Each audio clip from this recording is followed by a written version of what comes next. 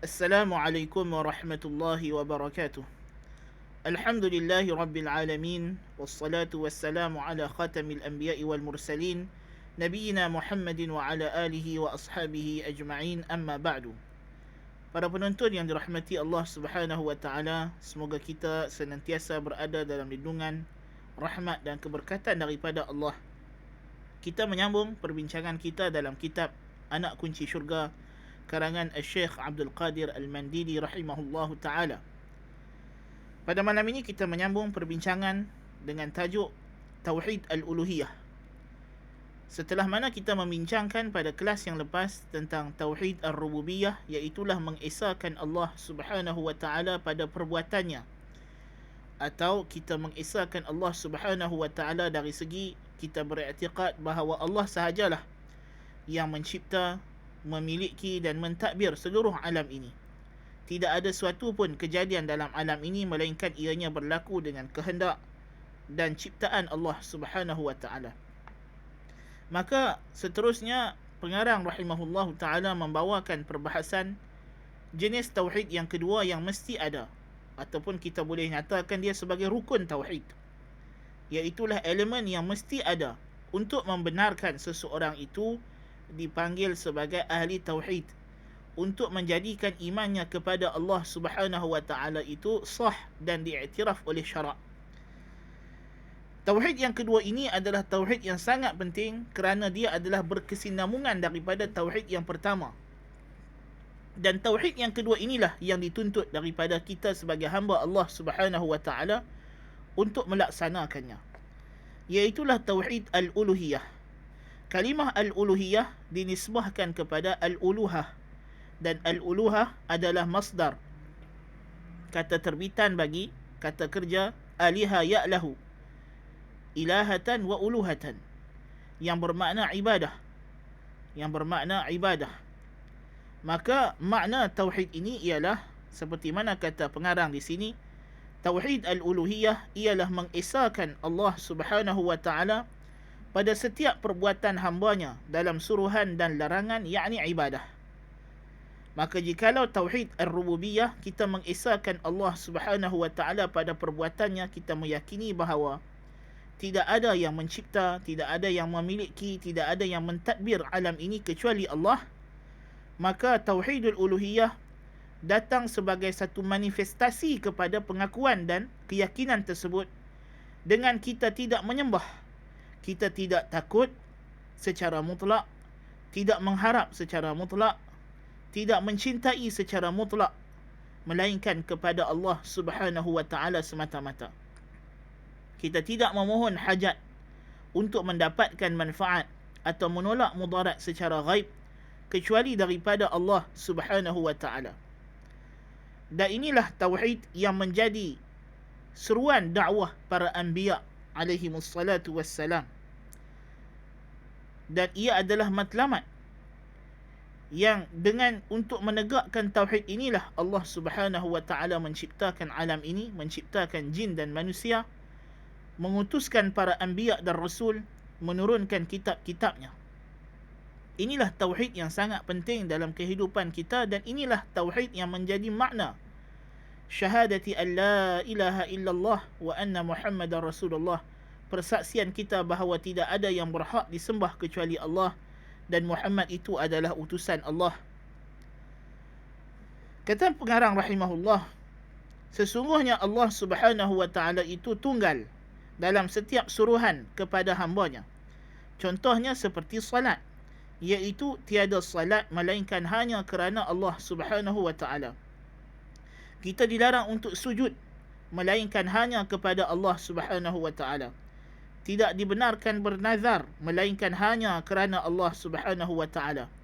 Bahkan dilarang melakukan ibadah melainkan hanya kerana Allah subhanahu wa ta'ala.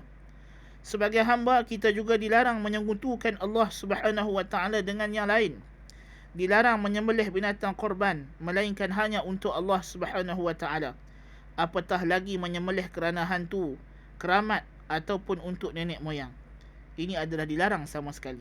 Kita dilarang sama sekali untuk meletakkan segala pengharapan selain berharap hanya kepada Allah subhanahu wa ta'ala.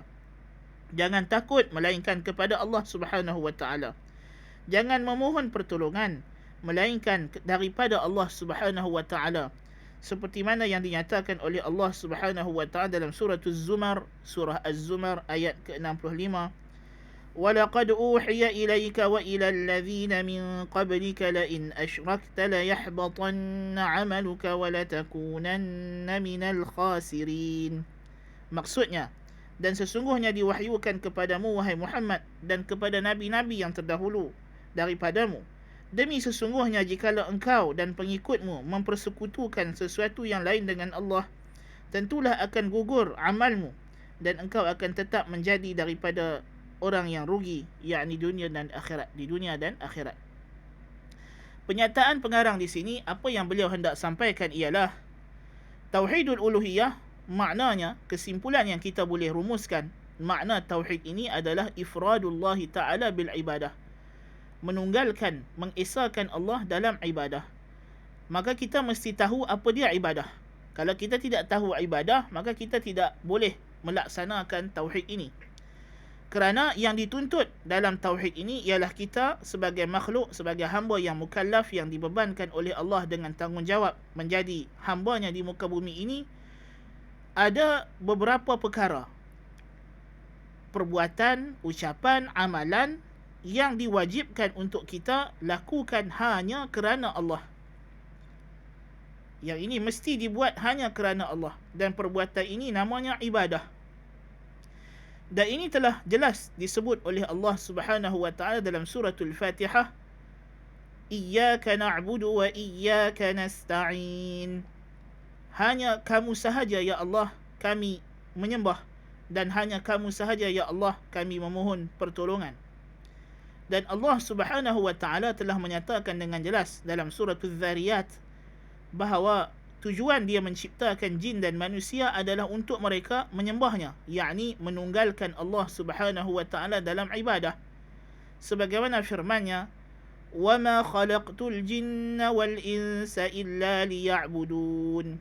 Tidaklah aku ciptakan jin dan manusia melainkan supaya mereka memperhambakan diri mereka hanya kepadaku sahaja. Maka bagaimana caranya kita hendak memperhambakan diri kita kepada Allah Subhanahu wa taala? Kita kena melakukan apa yang disebut sebagai ibadah. Apakah ibadah? Kalimah al-ibadah dari segi bahasa Arab bermaksud az-zul, kehinaan, menghinakan diri. Yakni kita hendaklah menghinakan diri kita, memperhambakan diri kita secara mutlak, secara total, menyerahkan, total submission, penyerahan diri yang mutlak kepada Allah Subhanahu wa taala, dengan kita mematuhi segala suruhannya, meninggalkan larangannya, dengan rasa yang cinta yang penuh kepada Allah tidak berbelah bahagi, rasa takut yang tidak berbelah bahagi, rasa mengharap ganjaran daripadanya yang tidak berbelah bahagi. Maka kita boleh sebut ibadah itu ialah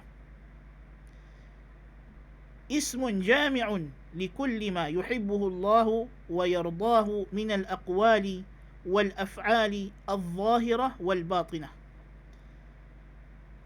Ibadah ialah satu kata nama yang menghimpunkan, yang universal, yang menyeluruh, yang terkandung dalam maknanya itu semua perbuatan dan perkataan yang Allah cintai dan Allah redai, sama ada perbuatan dan perkataan itu adalah yang zahir, yang nampak di lisan ataupun pada anggota badan, maupun yang batin, iaitulah pada hati dalaman. Bagaimana kita hendak mengenal ianya adalah ibadah? Ialah dengan kita mengetahui perkara tersebut disuruh, diperintah oleh Allah Subhanahu wa taala.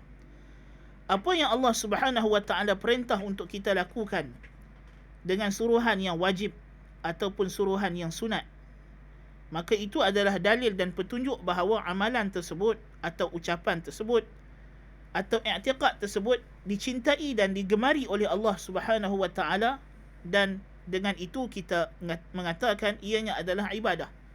Kita mengenali ianya adalah ibadah dengan cara tersebut. So ini adalah definisi ibadah dari sudut apa yang ia dilakukan dengannya. Ini bagaimana ibadah itu kita lakukan. Bagaimana ibadah itu kita boleh katakan dia adalah perkara yang kita gunakan atau kita jadikan dia sebagai cara untuk kita menzahirkan perhambaan diri kita kepada Allah Subhanahu wa taala. Adapun kalau kita nak definisikan ibadah dari sudut perbuatan itu sendiri, yang dari sudut apakah makna memperhambakan diri, apakah makna saya beribadah, kata para ulama ta'rifnya adalah khudu'un ikhtiyariyun yutlabu bihi naf'un ghaibi. Ianya adalah satu ketundukan, penyerahan diri, penghinaan diri secara pilihan, secara sukarela. Apa makna di sini? Khudu'un maknanya adalah perendahan diri. Yakni kita melakukan satu perkara, satu perbuatan atau satu ucapan yang menunjukkan kita memperhinakan diri kita kepada zat yang kita sembah itu. Dan perbuatan ini dilakukan ikhtiyari dengan pilihan kita, kerana kita sebagai hamba Allah Subhanahu wa taala ada dua keadaan. Yang pertama, kita adalah hamba Allah dari segi kita adalah ciptaan Allah, makhluk Allah. Maka secara automatiknya kita adalah hamba dia. Dengan makna kita tidak ada kuasa untuk menentukan kejadian alam ini yang berada di sekeliling kita. Bagaimana muka kita, apa keturunan kita, siapa mak bapak kita, bila tarikh lahir kita, bila hari dan tempat dan masa kita akan mati. Ini semua terletak pada kehendak Allah Azza wa Jalla mutlak. Yang ini kita tidak ada apa-apa campur tangan dalamnya.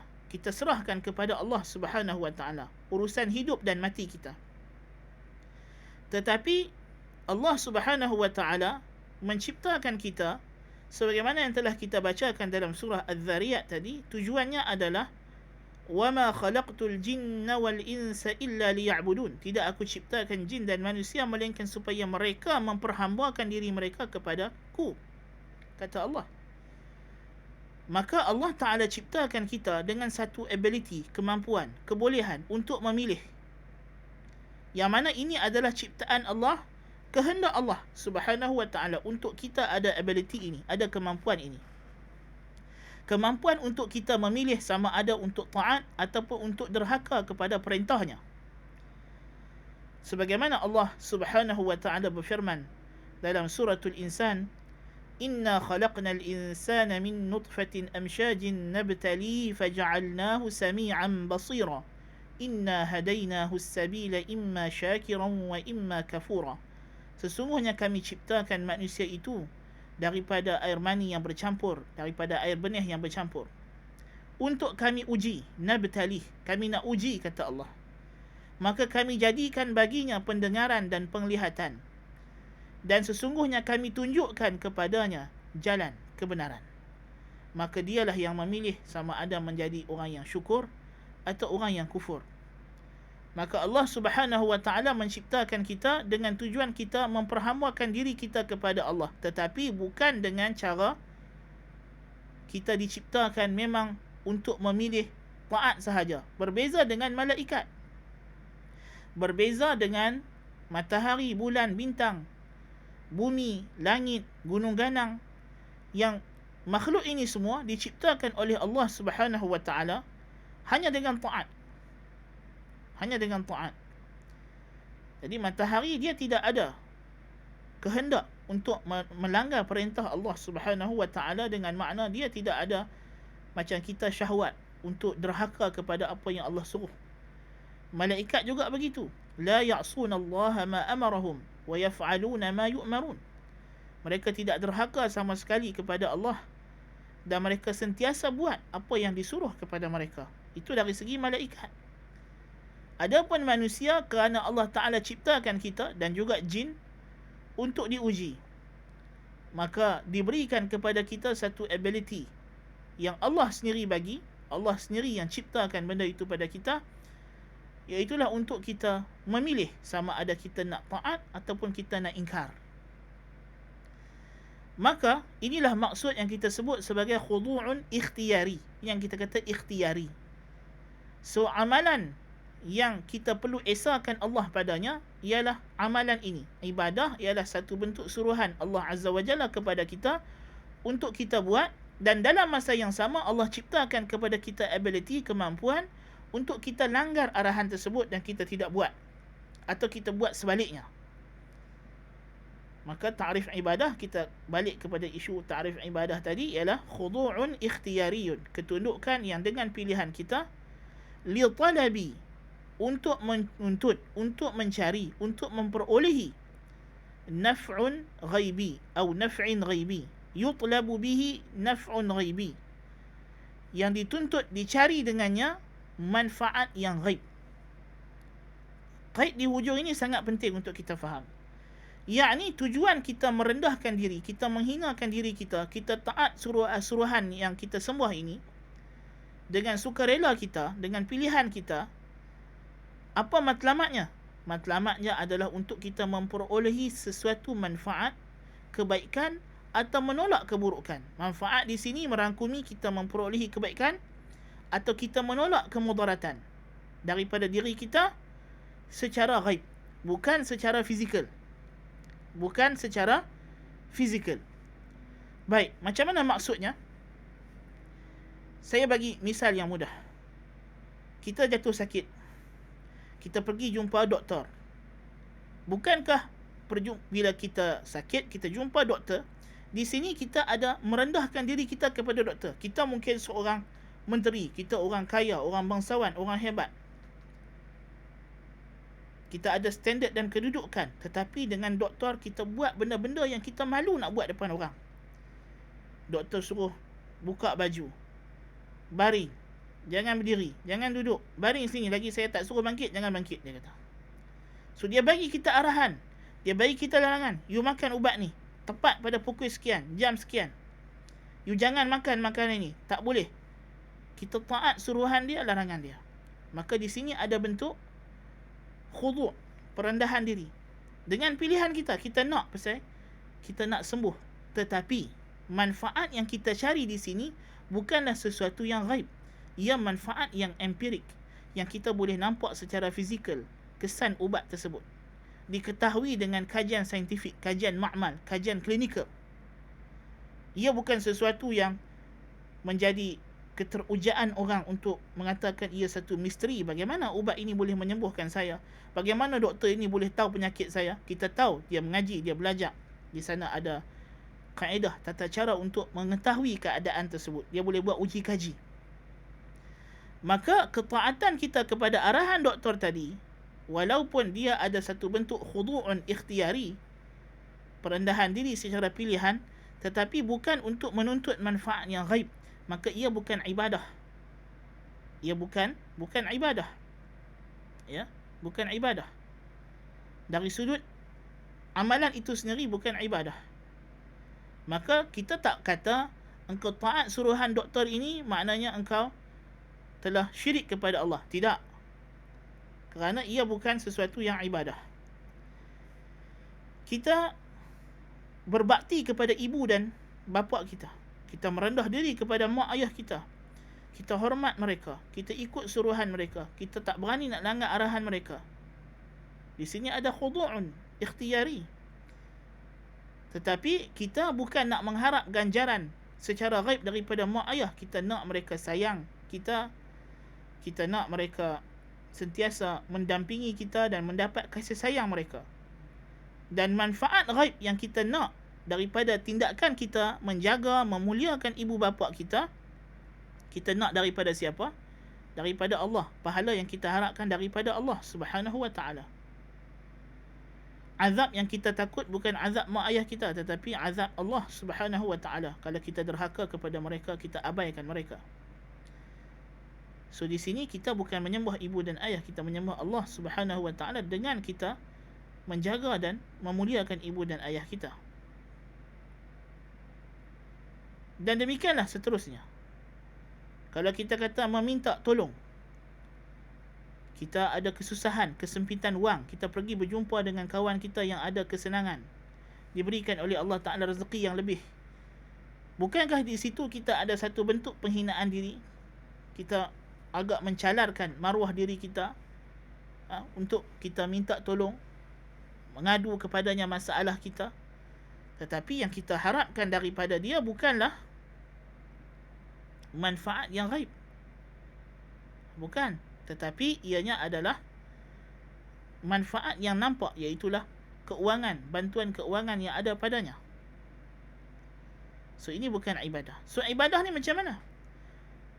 Kita ambil situasi yang sama. Kita sakit, maka kita pergi kepada satu bomoh. Jadi bomoh ini dia buat rawatan penyakit kita secara ghaib. Dia bukan secara empirik, secara ghaib. Dia jampi dekat ayak, dia bagi kita minum, ayak tu sembuh. Boleh menyembuhkan kita. Dia jampi dekat tangan kita yang sakit, dia baca-baca, dia tiup, dia hembus angin, lega. Maka ini ada satu bentuk peribadatan, kerana kita mencari sesuatu yang manfaat yang ghaib, secara ghaib. Kita kesempitan wang, kita kesusahan, kita menyeru satu makhluk yang ghaib, kawan kita yang telah mati, atau dia berada di tempat yang jauh, yang tidak dengar, yang tidak hadir. Dia di rumah dia, kita di rumah kita, tanpa menggunakan alat perhubungan, tidak guna telefon, tidak guna apa, kita panggil nama dia, menyeru dia.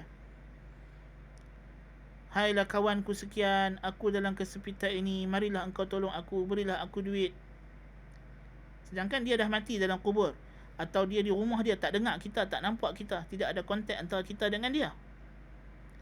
So manfaat yang kita minta di sini manfaat ghaib. So perbuatan ini dinamakan sebagai ibadah, yang mana apabila ia dilakukan dengan mengharapkannya daripada makhluk, mengharapkan manfaat ghaib ini daripada makhluk, ditujukan kepada makhluk, maka inilah yang berlawanan dengan tauhidul uluhiyah, yang disebut sebagai syirik dalam ibadah. Dan amalan yang sebegini rupalah yang dikehendaki oleh Allah Subhanahu wa taala untuk kita esahkan dia, untuk kita tunggalkan dia.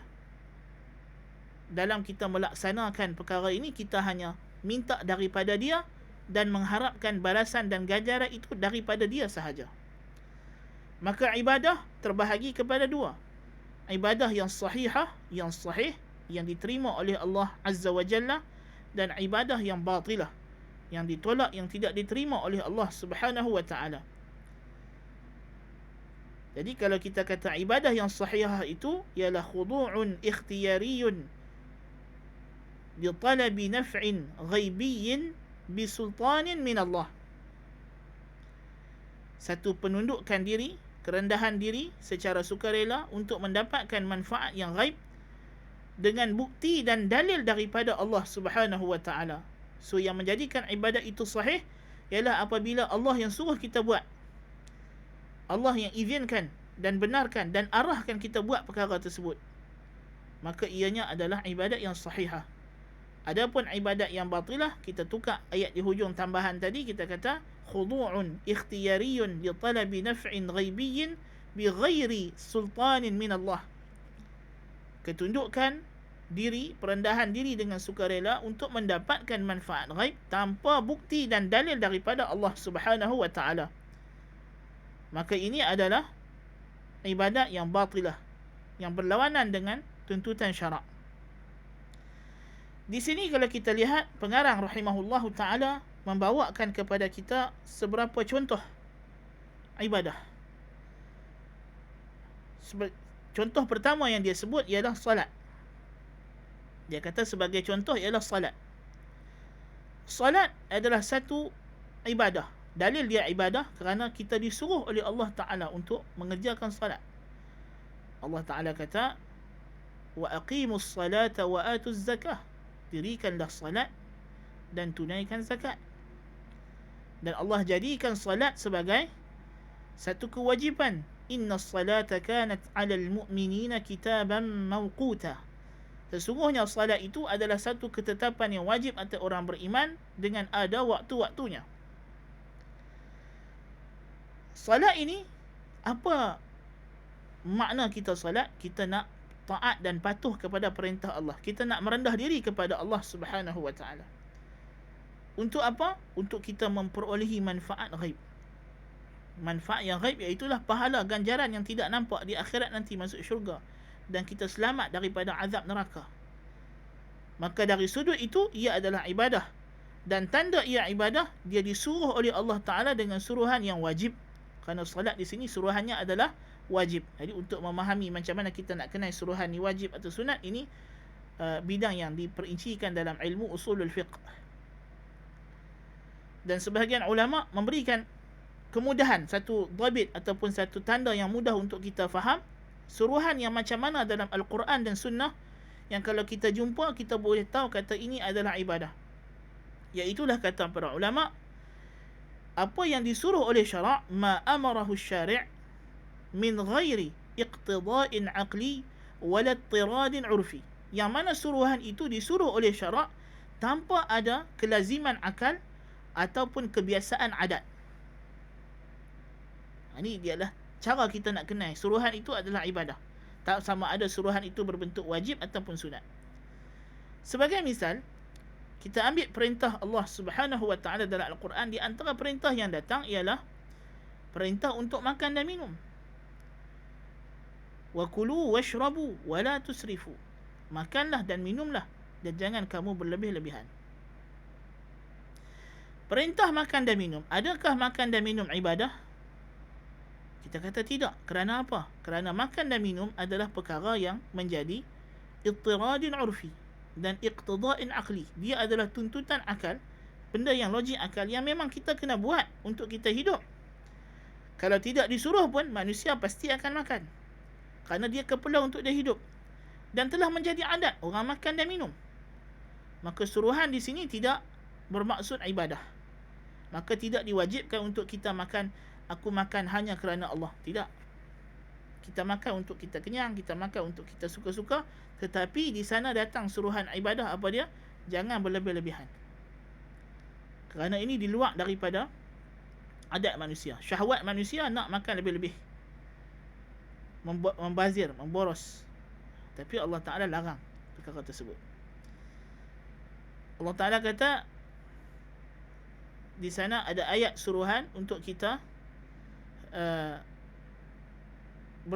memburu. Perintah untuk kita memburu dalam Al-Quran, kita jumpa suruhan untuk kita memburu setelah mana kita tahallul daripada ihram. Adakah makna di sini bila kita tahallul daripada ihram kita wajib pergi memburu? Atau kita disunatkan memburu binatang lepas kita buat haji atau umrah? Tidak, bukan itu maksudnya. Kerana memburu haiwan adalah benda yang telah berlaku pada kelangsungan adat, kebiasaan adat manusia. Di antara aktiviti orang ialah memburu binatang. Tetapi kelangsungan adat ini dilarang oleh Allah Subhanahu wa taala waktu ihram. Maka larangan waktu ihram daripada kita memburu haiwan ini adalah ibadah. Pasal larangan ini bukan sesuatu yang dalam kebiasaan manusia. Kita tidak berburu waktu ihram kerana ia disuruh oleh Allah Ta'ala, yang suruhan itu tidak ada tuntutan akal maupun kelangsungan adat. Tetapi bila Allah benarkan balik kita berburu setelah habis ihram, ini adalah perintah untuk kita kembali kepada kelangsungan adat yang sebelumnya. Maka kita kata di sini suruhan berburu bukan suruhan ibadah. Tetapi larangan daripada memburu ketika dalam ihram ini adalah larangan ibadah yang kita mesti taat. Kerana ia suruhan yang di luar daripada tuntutan akal. Maksudnya bukan satu kemestian di sisi akal untuk kita buat benda ini. Dan dia bukan satu kelangsungan adat, bukan menjadi kebiasaan orang untuk dilarang memburu pada waktu tertentu dengan kondisi-kondisi dan syarat-syarat yang sebegini rupa yang ada dalam ihram, iaitu ihram haji ataupun umrah. So kalau kita tengok salat, kita balik kepada aplikasi kaedah yang kita sebut ini dalam Al-Quran, kita dapati salat diperintahkan oleh Allah Ta'ala. Dan lebih spesifik lagi, Allah nyatakan salat mesti dilakukan kerana dia sahaja. Dalam surah yang paling pendek dalam Al-Quran, surah Al-Kawthar, Allah Ta'ala kata fasalli li rabbika wanhar. Maka salatlah kamu untuk Tuhanmu sahaja, dan sembelihlah korban untuk Tuhanmu sahaja. So ini dalil bahawa salat adalah ibadah. Maka kalau kita kata dia ibadah, dia tidak boleh dibuat melainkan kerana Allah Ta'ala sahaja. Kita dilarang untuk sujud melainkan hanya kepada Allah Subhanahu wa Ta'ala. Kenapa? Kita dapati larangan yang jelas daripada Allah Subhanahu wa Ta'ala untuk kita sujud kepada makhluk. La tasjudu lisyamsi wala lilqamar. Jangan kamu sujud kepada matahari maupun bulan. Wasjudu lillahi in kuntum iyyahu ta'budun. Dan sujudlah hanya kerana Allah, demi Allah, jikalau benar kamu memperhambakan diri kamu kepadanya. Maka di sini ada larangan yang jelas daripada kita sujud kepada makhluk, dan disuruh kita sujud hanya kepada Allah. Bila suruhan itu datang begini rupa, maka confirm ianya suruhan ibadat. Maka sujud termasuk ibadat yang hanya khusus untuk Allah Subhanahu wa Ta'ala. Dan banyak lagi dalil kalau kita nak bincang tentang sujud ini adalah ibadah. Bahkan sujud adalah waktu yang paling hampir seorang hamba dengan Tuhannya, sebagaimana Nabi SAW sabdakan, aqrabu ma yakunu bainal abdi wa bain rabbih wa huwa sajid, atau kama qala Nabi sallallahu alaihi wa alihi wasallam. Waktu yang paling dekat antara seorang hamba dengan Tuhannya ketika dia sujud. Ini menunjukkan dia ibadat yang sangat tinggi dan dia rukun dalam salat. Allahu akbar kabira. Tidak dibenarkan bernazar melainkan hanya kerana Allah Subhanahu wa Ta'ala. Kerana Allah Subhanahu wa Ta'ala memuji orang yang menyempurnakan nazar. Firman Allah dalam surah Al-Baqarah, وَمَا أَنفَقْتُم مِّن نَّفَقَةٍ أَوْ نَذَرْتُم مِّن نَّذْرٍ فَإِنَّ اللَّهَ يَعْلَمُهُ.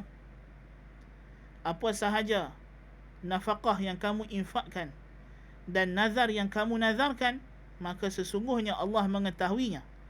Dengan makna di sini Allah mengetahui pengetahuan yang melazimkan dia membalas perbuatan kamu. Jadi ia adalah perbuatan yang Allah janjikan ganjaran. Allah puji orang yang menyempurnakan nazar dalam surah Al-Insan. Yufuna bin nadhri. Ciri-ciri orang yang Allah Ta'ala cintai, ahli syurga, yang akan diselamatkan daripada bahaya hari akhirat. Siapa mereka? Yufuna bin nadhr, menyempurnakan nazar. Dan Nabi SAW bersabda, man nadhara an yuti'a Allah falyuti'hu. Barang siapa yang bernazar untuk mentaati Allah, maka hendaklah dia taat. Menyempurnakan nazar adalah wajib. Maka sesiapa yang bernazar, nazar ini maknanya dia melazimkan dirinya melakukan sesuatu perkara yang asalnya tidak wajib, tapi dia wajibkan ke atas dirinya kerana Allah Subhanahu wa Ta'ala. Maka nazar syaratnya mestilah dalam perkara yang bukan maksiat. Dan yang kedua, mestilah kerana Allah, untuk Allah. Maka jika dia bernazar untuk kuburan, atau untuk makhluk, untuk syekh tarikat, atau untuk perigi dan sebagainya, maka hukumnya adalah syirik akbar kerana berlawanan dengan tauhidul uluhiyah. Dilarang melakukan ibadah melainkan hanya kerana Allah Subhanahu wa Ta'ala. Kita dilarang menyekutukan Allah dengan yang lain. Dilarang menyembelih binatang korban. Korban lebih jelas lagi dalam surah Al-Kautsar yang kita baca tadi. Fasalli li rabbika wanhar. Tunaikanlah salat demi Tuhanmu sahaja, dan sembelihlah korban demi Tuhanmu sahaja. Sembelihan yang disebut ibadat ini sembelihan korban, sembelihan yang di sana datang perintah khusus. Ada waktu tertentu yang kita boleh sembelih haiwan dengan ciri-ciri tertentu. Kita tak boleh sembelih suka hati. Maka ini adalah satu bentuk ibadah. Berbeza dengan kita sembelih ayam, lembu, kambing, itik untuk makan hari-hari. Yang ini bukan ibadah. Yang ini adalah harus. Ini adalah harus. Cuma diperintahkan kepada kita, jikalau kita hendak menyembelih haiwan ini, kita sembelih dengan menyebut nama Allah. Maka itu adalah suruhan ibadah. Tetapi dari segi niat, tujuan untuk makan, tidak salah. Adapun yang menjadi ibadah, kita menyembelih sesuatu haiwan dengan niat apa tadi? Untuk mendapat manfaat ghaib. So kalau ada orang pergi sembelih kambing hitam, ayam jantan hitam untuk dipersembahkan kepada kuburan atau pokok atau sungai atau kubur, Maka di sana dia letakkan syarat waktu tertentu, ciri-ciri haiwan tertentu, cara-cara nak sembelih yang tertentu. Ini adalah dia buat benda ini untuk mendapat manfaat ghaib, dengan anggapan kalau dia sembelih, maka dengan sebab dia sembelih inilah Allah Ta'ala akan bagi dia kesembuhan penyakit, Allah akan tunaikan hajat dia, dengan cara dia sembelih kepada kubur, untuk kubur atau untuk pokok, atau dia puja sungai dan sebagainya. Maka ini adalah syirik dan berlawanan dengan tauhidul uluhiyah. Sebab itu kata beliau rahimahullah, dilarang menyembelih binatang korban melainkan hanya untuk Allah Subhanahu wa taala. Apatah lagi menyembelih kerana hantu, keramat ataupun nenek moyang. Ini adalah syirik akbar. Allah Subhanahu wa taala berfirman, "Qul inna salati wa nusuki wa mahyaya wa mamati lillahi rabbil alamin la syarika lah.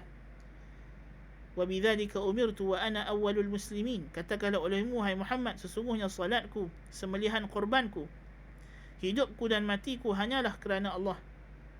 Di sini ulama kata ada dua takdir yang berbeza. Pertama, salatku dan sembelihan korbanku hanya untuk Allah. Hidup dan matiku adalah hanya milik Allah, ditentukan oleh Allah. Tiada sekutu sama sekali baginya. Demikian itulah aku diperintahkan oleh Allah, dan aku adalah orang pertama yang menyerah diri bulat-bulat kepada Allah. Di sini ada dua bentuk tauhid. Yang pertama, tauhid rububiyah. Kita beriktikad bahawa hidup dan mati kita hanya ditentukan oleh Allah Subhanahu wa taala. Ini kembali kepada tauhid rububiyah. Kita mendirikan salat dan melaksanakan sembelihan korban hanya kerana Allah. Ini adalah tauhidul uluhiyah. Demikian juga musannif membawakan kepada kita contoh tauhid uluhiyah dalam bentuk amalan hati. Maka dia kata segala pengharapan.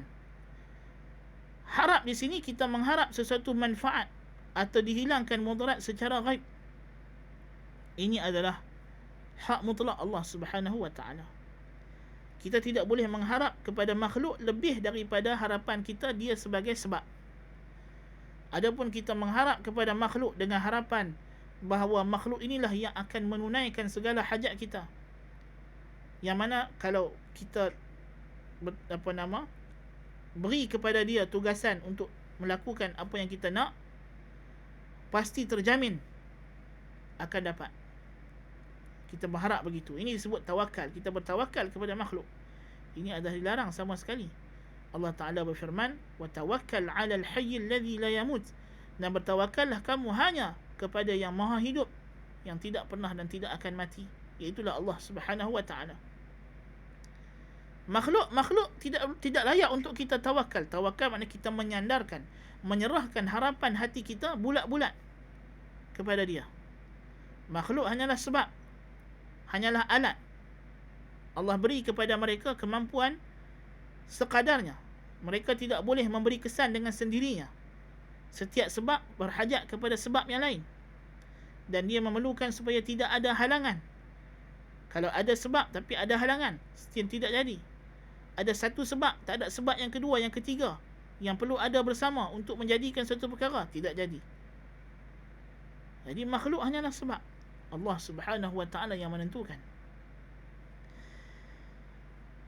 Jangan takut melainkan kepada Allah. Takut di sini takut al-khaufus sir, takut secara ghaib. Kita takut pencuri, takut serangan daripada harimau. Ini tidak mengapa. Takut tabi'i, takut secara tabiat. Tetapi takut datang mudarat secara ghaib. Kalau aku tidak jamu hantu raya ini, nanti anak cucu cicit aku akan dapat susah di belakang hari. Masalahnya di i'tiqad. So ini takut yang hanya boleh ada pada Allah Subhanahu wa taala. Allah sahaja yang boleh memberikan mudarat atau manfaat secara ghaib. Maka ia hanya untuk Allah. Kalau kita takut dengan cara yang begini rupa kepada makhluk, maka kita telah melanggar tauhidul uluhiyah, dan kita telah melakukan satu syirik dalam ibadah. Demikian juga memohon pertolongan yang telah kita sebutkan tadi. Memohon pertolongan dengan makna pertolongan secara manfaat ghaib. Tidak boleh kita menyeru sesuatu yang ghaib melainkan Allah Subhanahu wa taala. Kita tidak boleh mengharapkan pertolongan yang datang secara ghaib, melainkan daripada Allah Subhanahu wa taala. Adapun kita minta tolong kepada orang yang hidup, yang hadir depan kita dalam perkara yang menjadi kemampuan dia pada kebiasaan yang adat yang Allah Ta'ala telah jadikan sebagai sebab untuk makhluk menolong kita. Kita susah minta pinjam duit, kita nak angkat barang yang berat, kita minta tolong kawan kita untuk angkat bersama dengan kita, yang mana kawan itu orang yang hidup, yang hadir. Ini tidak salah, ini bukan ibadah. Tetapi memohon kepada hantu, memohon kepada orang mati dalam kubur, meminta kepada Tok Syekh yang ghaib, yang ada di tempat yang lain, dengan menyeru-nyeru namanya, ini adalah khusus mutlak milik Allah Subhanahu wa ta'ala. Balik kepada ta'rif ibadah yang telah kita sebutkan terlebih dahulu. Kemudian musannif rahimahullah ta'ala mendatangkan dalil yang telah pun kita bacakan tadi dalam suratul An'am ayat 162. Qul inna salati wa nusuki wa mahyaya wa mamati lillahi rabbil alamin la syarika lahu wa bidzalika umirtu wa ana awwalul muslimin. Dan juga Rasulullah sallallahu alaihi wasallam bersabda, idza sa'alta fas'alillah wa idza ista'anta fasta'in billah. Jikalau kamu meminta, maka mintalah kepada Allah sahaja. Dan jikalau kamu memohon pertolongan, mohonlah pertolongan kepada Allah sahaja. Iyyaka na'budu wa iyyaka nasta'in.